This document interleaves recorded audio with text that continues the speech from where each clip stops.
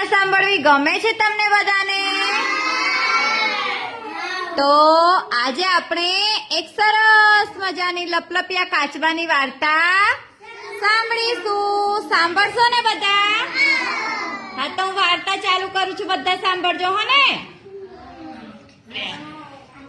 અને તળાવ પાસે આવીને રહેવા લાગ્યા.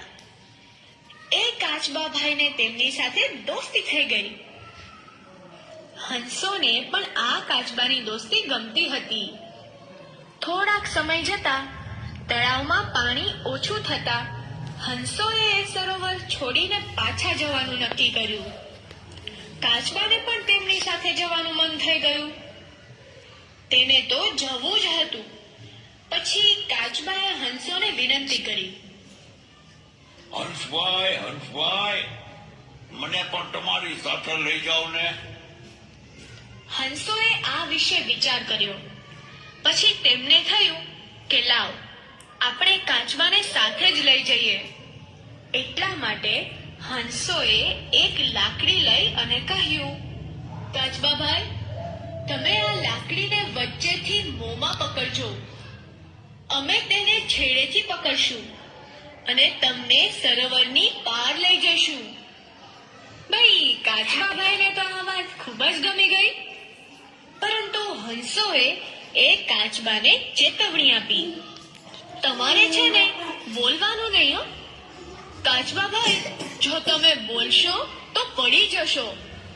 આ સાંભળતાની સાથે જ કાચબાભાઈએ તો હા પાડી દીધી.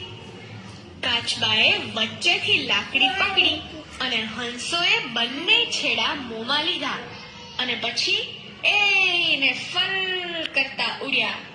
કાચબાભાઈને તો મજા પડી ગઈ.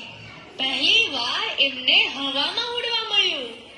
કાચબાભાઈ તો ખુશ થઈ ગયા. હંસોની સાથે કાચબાભાઈ ઊંચે ઊંચે ઉડતા જાય.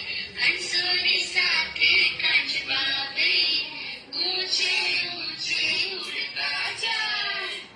કેટલાય લોકોએ નીચેથી આ દ્રશ્ય જોયું અને એ લોકો તો છક થઈ ગયા, નવાઈ પામવા લાગ્યા. અને એ લોકોને જોતાની સાથે જ કાચબાભાઈને તો ભાઈ બોલવાનું મન થયું, પણ કરે શું? એટલામાં નીચેથી એક માણસ બોલ્યો,